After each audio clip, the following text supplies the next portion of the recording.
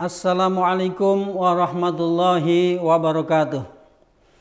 Bismillahirrahmanirrahim. Alhamdulillah. Nahmadullah wa nasta'inu wa nastaghfiruh.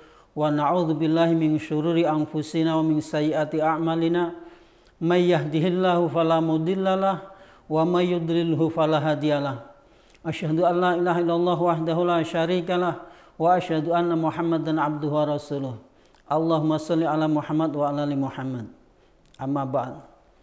Bapak Ibu sekalian yang saya hormati, pada siang hari ini mari kita merenung sejenak tentang tujuan hidup kita, agar kita mengetahui kemana kita akan pergi dan bagaimana cara kita menjalani hidup ini. Bapak Ibu sekalian yang saya hormati, orang hidup itu harus tahu dan mengenal dirinya. Karena ada satu pepatah, man arafa nafsahu faqad arafa rabbahu. Barang siapa yang mengenal dirinya, maka akan mengenal Tuhannya. Siapakah diri kita sebenarnya? Maka ketika kita mengenali diri kita, datang dari mana, lahir, kemudian hidup, dan menjalani kehidupan ini, dan akhirnya meninggal dunia.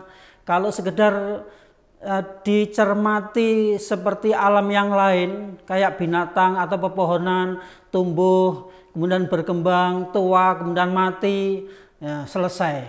Binatang juga seperti itu, lahir, kemudian makan, minum, besar, kemudian mati, hilang, tidak ada asar apa-apa. Tapi berbeda dengan seorang manusia.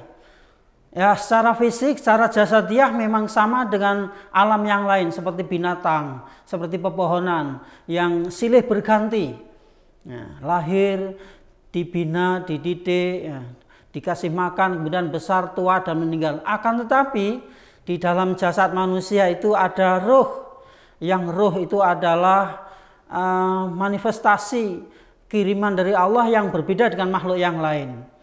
Sehingga di dalam diri manusia itu ada satu taklif dari Allah menuju Allah. Maka tujuan hidup kita tidak sekedar hendak mencari kebahagiaan, akan tapi harus mengenali dari mana manusia itu lahir.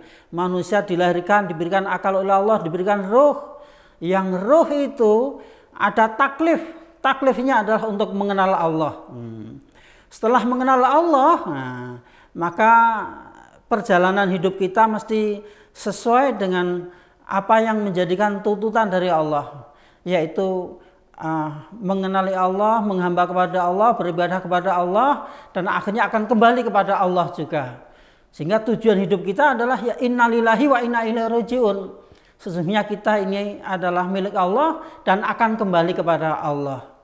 Oleh karena itu dalam perjalanan hidup tidak seperti binatang yang bebas merdeka, tapi ada tata krama, ada tata aturan, ada jalan yang harus ditempuh, yaitu jalan Shiratal Mustaqim. Ada jalan yang menuju kepada Allah.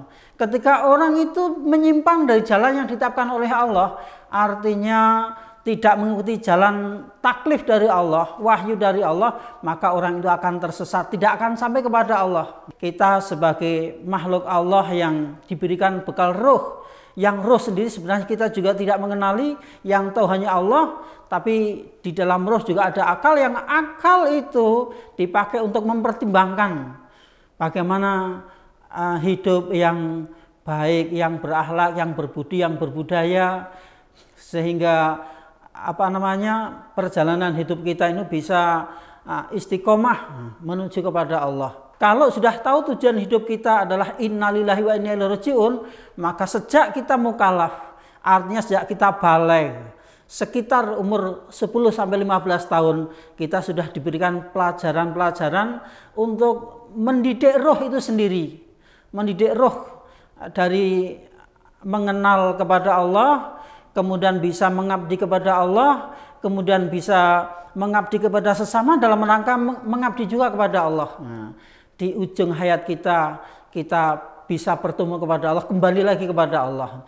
Innalillahi wa inna ilaihi rajiun, dan kita sebenarnya akan kembali kepada Allah juga. Demikian Bapak Ibu sekalian, sekelumit yang bisa saya sampaikan. agar bisa memberikan manfaat kepada Bapak Ibu sekalian.